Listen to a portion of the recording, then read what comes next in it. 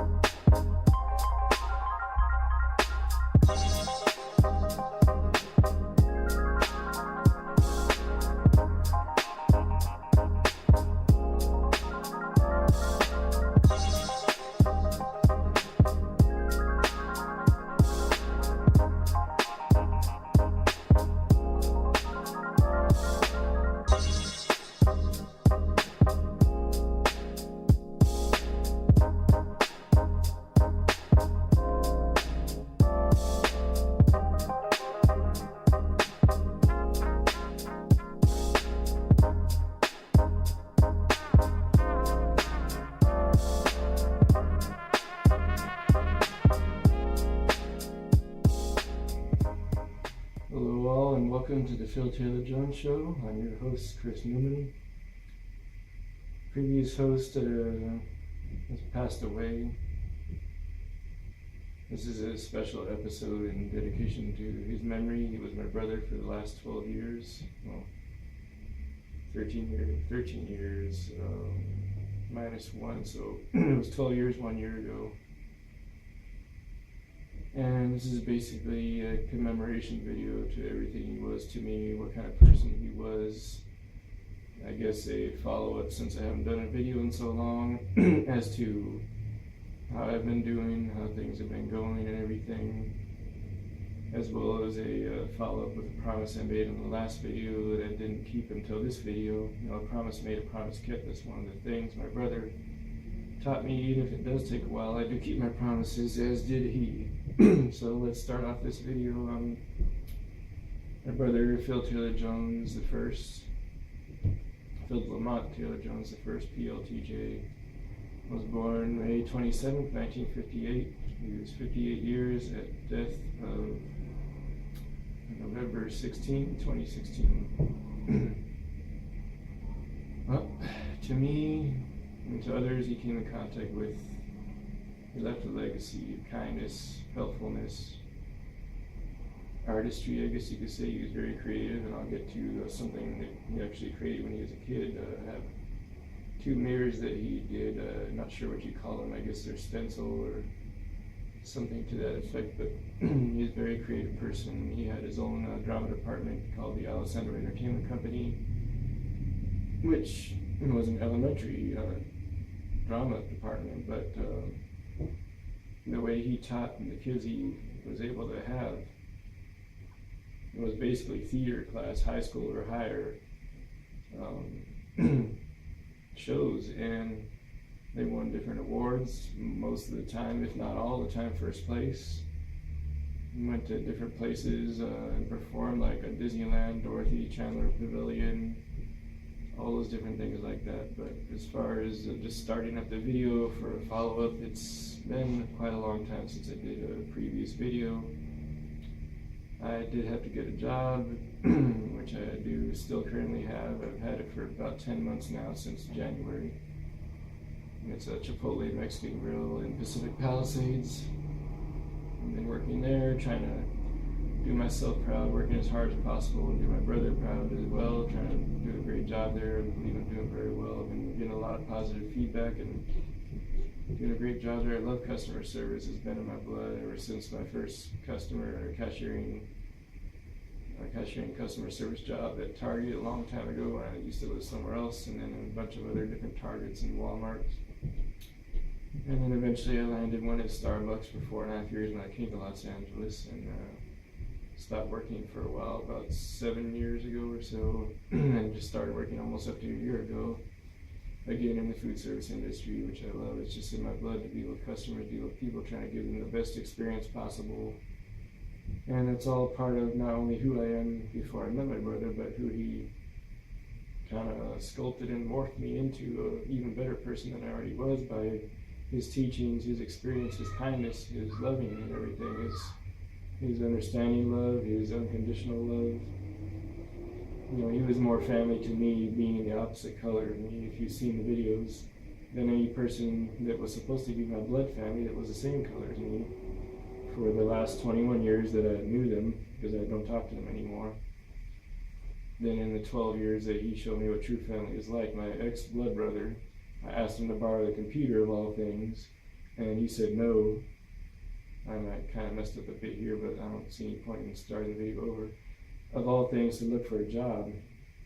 And he said no, but my brother here gives me a computer and a gaming headset and a gaming mouse and a mouse pad. You know, totally different type of family. He was trained, you know, trained up by his grandmother, which was his best friend, and she showed him what true family is like. You know, she was amazing. She was his best friend for the past 14 years. Well, now 15 if he was still around, but 1 year ago, it was 14 years ago that, you know, she was still around. And she was an amazing person too, you know, brought him up very well, and learned a lot from her, you know. It's just so many different things that I think a lot of them have been said in previous videos, but now, having a whole year pass by already, it's been at the beginning and when it first happened that it was terrible. And I'm not saying it isn't still terrible, it's just a little easier to get used to. Some people say that time heals all wounds. Well, to those people, it depends on the type of wound. This kind of wound is too deep. It doesn't heal, it just feels, it's more, you get more used to things being the way they are. And over the past year, I've gotten used to the fact that he's no longer here, at least physically with me. He's in my heart, he's in my soul, he's in my mind, he's around there protecting me, you know, watching over me with the wisdom that he gave me and everything. And at the beginning, I just cried hysterically sometimes, just, you know, on the ground, because it was just so terrible and painful. And I have done less crying, not to say that I haven't. That sometimes a certain song or a certain memory reminds me of him, and I get sad and or frustrated. You know, it's a difficult thing to go through. And then 365 days since he passed, you know, I woke up at this same day last year, early in the morning, to have to rush my brother to the hospital and see him pass away. You know, not in front of me, but before I got into the room. You've seen this story on the other videos. And you just have someone in your life that's impacted it so much in a positive way that you feel you're a better person because of this person. You know, it's a great thing to experience, and if you don't have anyone like that in your life, I hope you do find someone like that. If you already do, feel blessed as long as they're in your life, because you don't never know what can happen. They can just be yanked away from you just like that. And that's what happened with me, is too much stress, and stress can kill you quicker than anything in the drugstore, and that's what basically happened. You don't need to hash over it again. If you watch the other videos, you'll see what happened, but my brother meant so much to me, you know, it's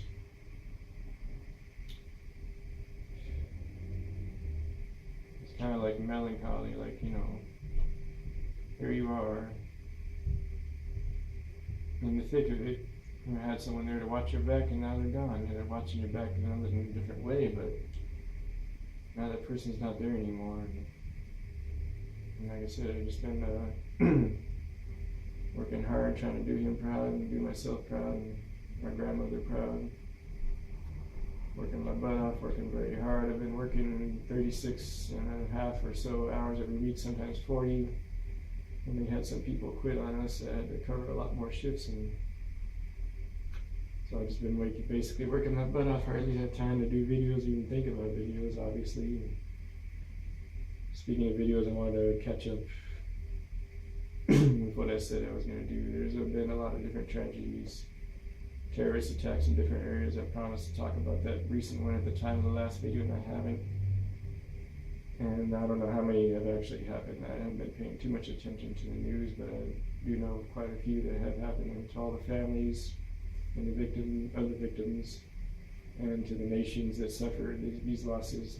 My brother would want you to have a video talking about this, as he did himself and I did myself, as do I want you to have some condolences and good thoughts of remembering the people when they were there with you, with the happy times when you get sad, just like I'd had to do, because he wouldn't want me to be sad, my brother, and you guys who have suffered big losses, they wouldn't want you to be sad, they want you to be happy, to remember the good times. So from the Filter of the Jones Show, Filter of the Jones, my brother, and myself, offer the greatest and deepest condolences to all the families and all the ones that suffered from these horrific and unnecessary terrorist attacks. I wish they would stop happening, and they don't ever need to happen. They should have never happened in the history of time, but that's how crazy the world is. People die, like my brother. People get taken away from people by stupid terrorist acts, and that's just the way it is. You have to deal with it. Life has sadness, and unfortunately, you have to deal with it. Well, I requested the day off for work today so I can do a special video for him. And I guess I can just talk about who he was as a person. As I said, he was very artistic, and I'll get back to those mirrors that I was talking about. He created, I don't know how long ago, there's no date, but I see his love for airplanes and these stencil workings, I guess you can call it. I think he's shown you airplane models that we've gotten over the years. You've seen it in some of his videos. And he just basically had a love for airplanes. He was a chief designer and engineer of Boeing Aircraft, Cessna Aircraft Corporation, and American Airlines, and he used to design and build airplanes and take the 747s, 767, 787 airliners, huge jumbo jets apart piece by piece and put them all back together so they'd be safe and back up in the air again, airworthy and everything. And without further ado, here's the first mirror creation that he had. I have to put this kind of close to me so you can see the whole thing. Lean back a little bit, but there it is right there with the beautiful, I believe it's Cessna, just going up towards the horizon, towards the sunset and sunrise. And here's the second one. He has TJ down there for Taylor Jones. And this one, which reminds me to smile whenever I look at it. That's how you want people to be. And I believe it's a 767 because it's a twin engine instead of a quad turbine.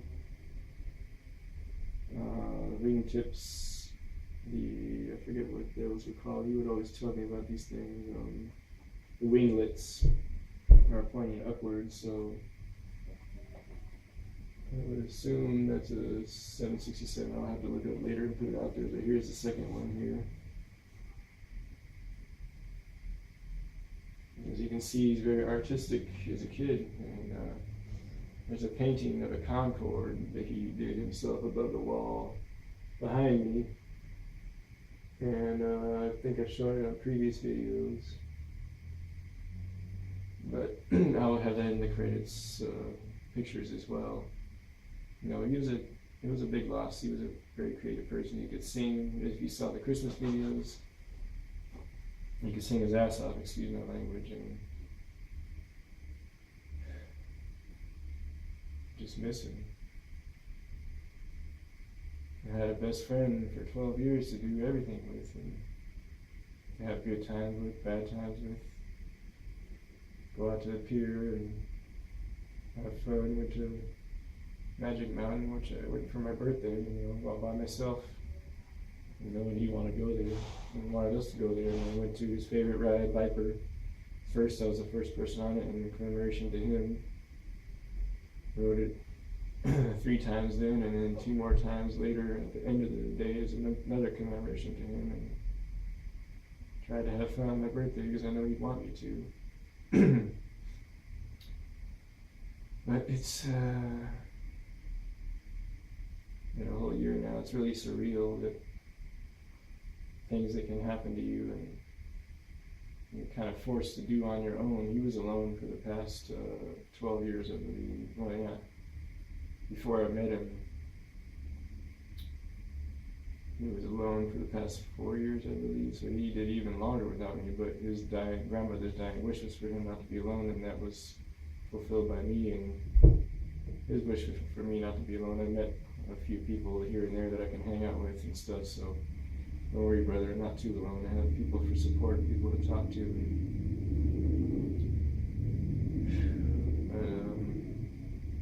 My brother was amazing, you know. We've never met a person like him. I don't believe I'll ever meet someone like him again. He was a diamond in the rough. And he taught me well, and I've learned so many things. He's the reason I am the way I am today. Like I said, more so than I was before I met him. Every time I see an aircraft in the sky going by, I think of him, think of me being on it, going to Greece where he wanted to go to the Isle of Santorini, his most beautiful Greek isle that he never went to. He went to Mykonos and all the other ones that I can't remember off the top of my head. But he never got to go to Santorini. That was his dream, to go there. It was the most beautiful of the isles. And anyways, I love you, brother. You're still in my heart and my mind. Every day I'm working hard. I'm thinking about you and making you proud. I wish you were there to see everything. Possibly going to be getting a promotion. One of the supervisors wants to get me promoted. He said he's going to help me get me promoted because of my hard work, and that's a possibility. You know, working hard, doing the best I can for it. I don't know. Everything is crowding down on me. This Thanksgiving coming up soon is not going to be easy. It's going to be the second time I'm alone without him. But there's things that he wanted me to try. Unfortunately, he never did get to try it. There's this new Bronzefeld steakhouse in Texas that makes the best beef brisket in the world, he told me.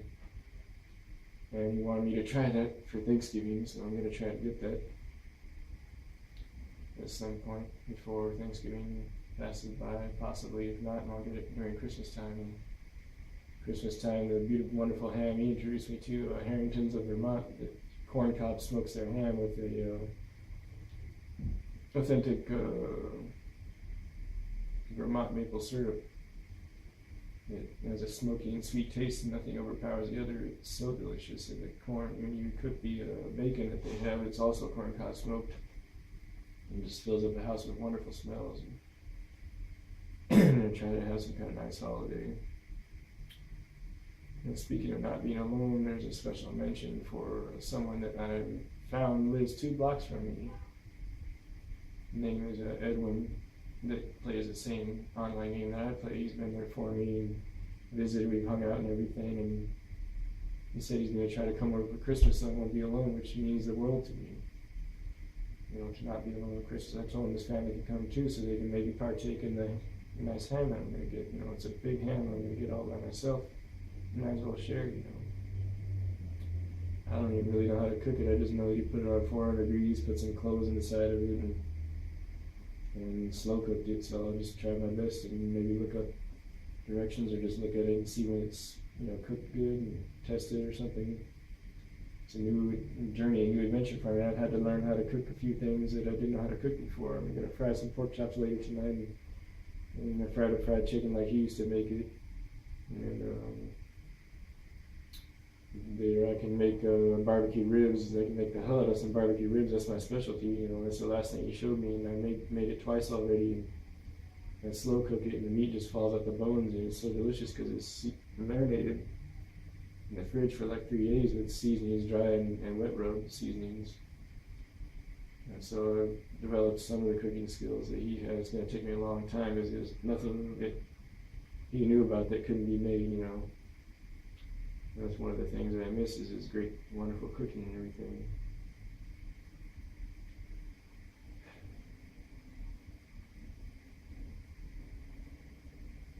I just miss him altogether.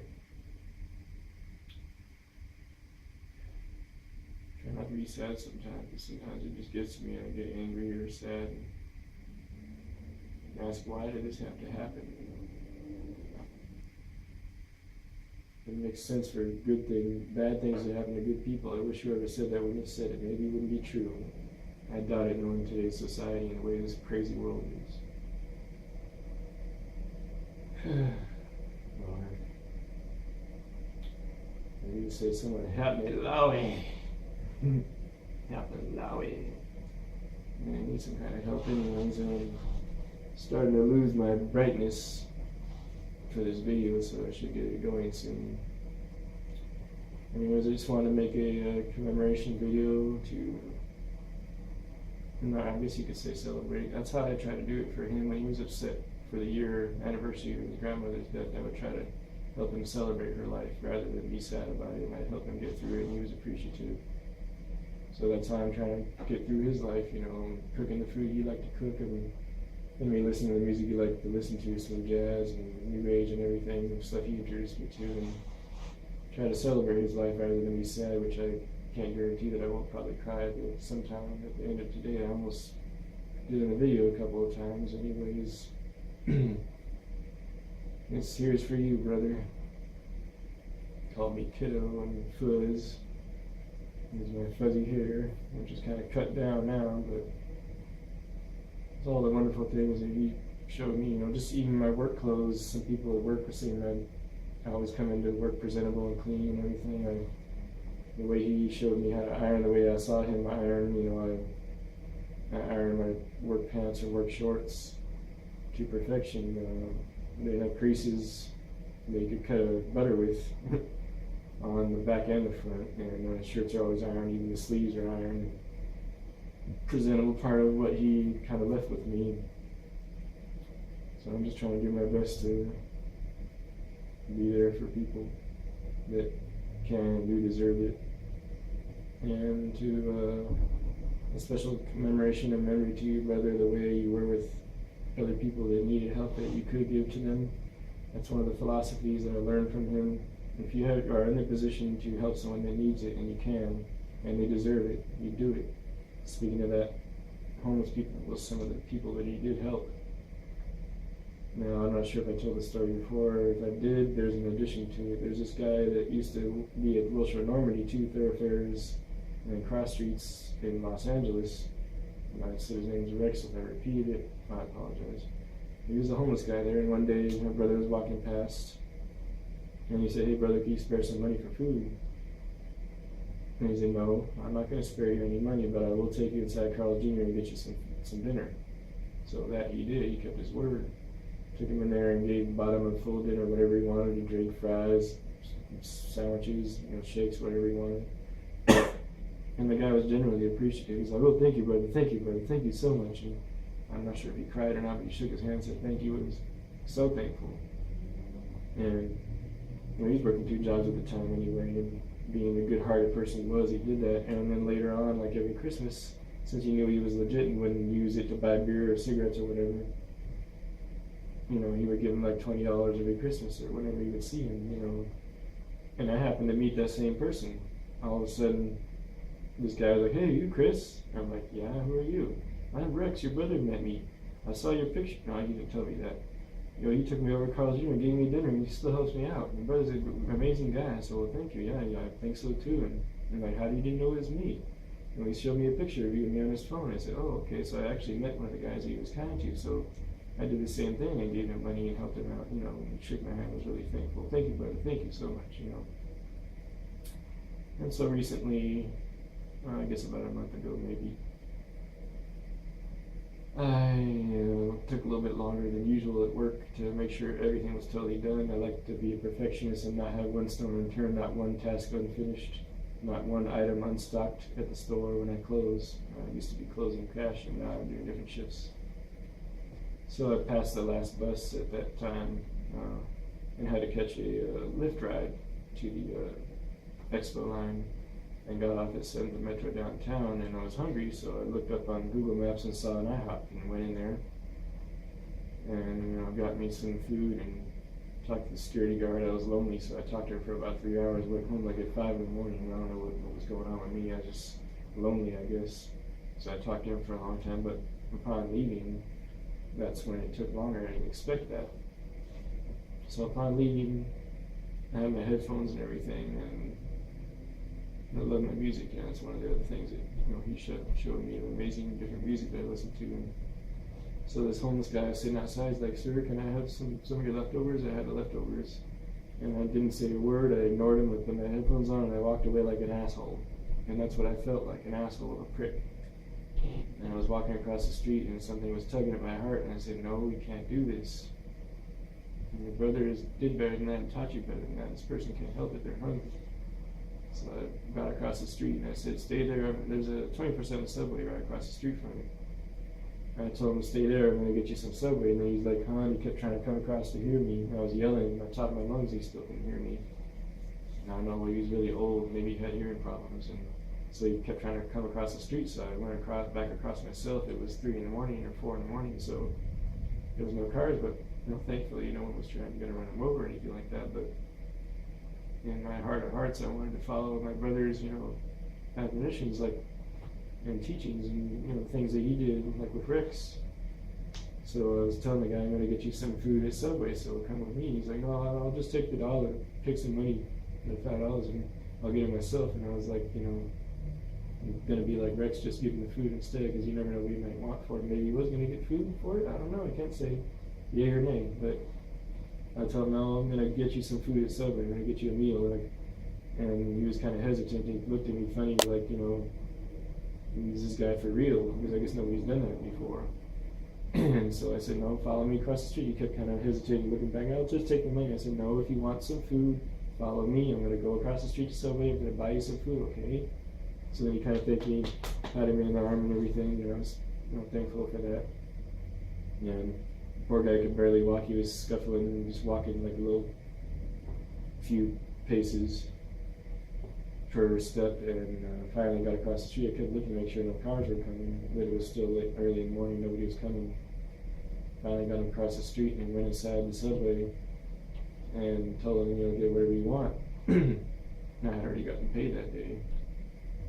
And so he saw there's a steak, there's a wrap thing they have that has the amount of meat of a foot long, but it's crammed into a 6-inch. So I guess he thought that would be really filling. So he got the steak one, and I said, "Do you want double meat?" And right away, "Well, double meat." He just wanted that, I don't blame him. And then I said, "Well, get whatever else you want."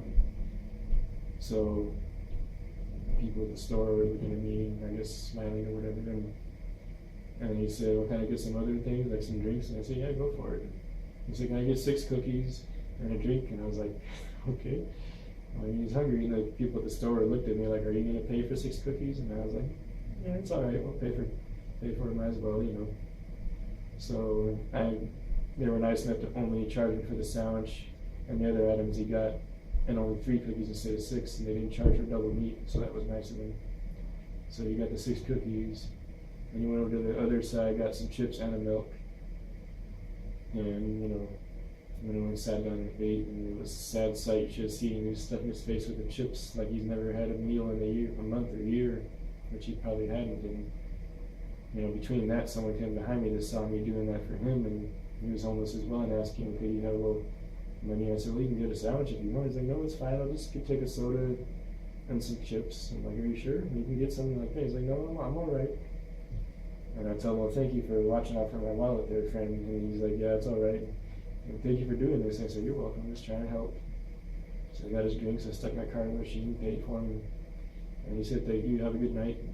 Appreciate it." And that was nice of him to do that, So I helped 2 people that night because of what my brother taught me, not on my own, but seeing how kind he was and what he did for Rex, I couldn't help but do it. So I told the guy, "I gotta get going. I gotta get sleep myself." And he just looked up at me, stuffing his face with chips. And he already said his thank you earlier with a pat on my shoulder. And I figured he's just busy eating. He didn't have time to be eating food when nobody else seemed to be doing it. Because, like I said, he was following me, kind of looking at me funny, like, is this guy going to do what he said he did? And I did it. So I went back over to the IHOP to talk to the security guard a little more. Like I said, I was lonely, and I just wanted to see what would happen when he left, Would he come back over to say thank you? Would he go somewhere else? And I told the security guard what happened, and we talked for a little while longer, asked him about his kid and his job and everything. got his name and all that stuff, got to know the people in the store and the people that worked there, and well, upon leaving, I didn't see his head in the window anymore. I left, and it was the saddest sight ever. I don't think he collapsed, but he just laid down right in front of the door at the subway by the entrance, put his shoe underneath his head, and didn't have anything to cover up with, so he was sleeping on his shoe, and that just tore my heart up. When I got home and I talked to my brother and told him what I did, said he'd be proud of me, and I told him that the guy came on, just laid down on his shoe as a pillow, had nothing to cover up with, and that made me cry, and I teared up about it. And it's sad that people have to live lives like that there's nobody else out there to help them. So anybody watching this, if you can do something similar, if you've already gotten paid and you can help someone without putting yourself out, I would encourage you to do so. Try to change the world one person at a time if you can, and that's what I wanted to do. And anyways, that's the little story that I did want to tell, to add on to, what kind of person I am now because of my brother. Well, I've been talking probably almost an hour now, and I'm going to get this video uploaded, put the different pictures on there and everything. Just wanted to catch everybody up with what's been going on, and like I said, make a tribute video to thank my brother for everything that he was and still is to me. I just miss him, and I wish he was here with you physically so we could have went to Magic Mountain together and all that different kind of stuff, but he helped me out in monetary ways. He left something for me and I got it. That's why I was able to go to Magic Mountain. I am in the position to move to a better place if I can ever find something affordable. This is really hard to do. I can possibly get another car, and get my license, all that stuff, but now I'm just working so much I don't have time for that. I guess I could make time, but anyways, it's a special video for my brother, Philip Lamont Taylor Jones I, May 27, 1958 to November 16, 2016. He's resting in peace now and happiness with his grandmother and his best friend. And he's free of stress, pain, worry, sorrow, sadness, sickness, and pain that he was in constantly. And here's looking at you, brother. Well, I guess I'll end this video now. Talked as long as I could and said about as much as I think I could say. It just comes naturally. I didn't write anything down. There was no script. I just came from the heart, just like he did for his shows. And I just want to put a thank you out there for all those who have been there for me throughout the whole year, being support for me and everything.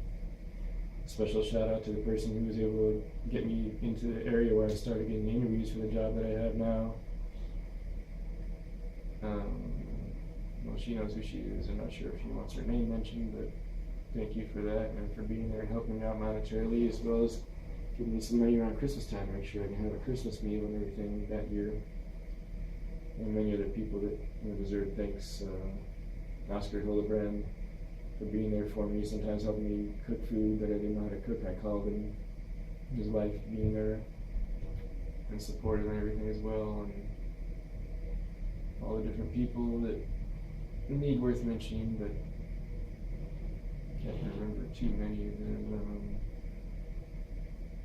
I guess I'm just talking on and on now, so end the video with his iconic and catchphrase of, let's see, it's been so long. Try to remain happy and safe in this world, crazy world. It gets crazier by the minute.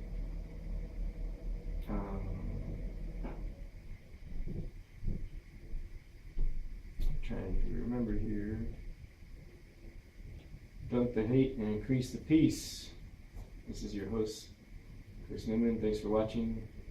See you next time if I have time to make another video. Take care, be safe, and cherish those you love for sure, because you never know how long they're going to be around, and you're blessed to have them in your life. Alright, take care guys, bye.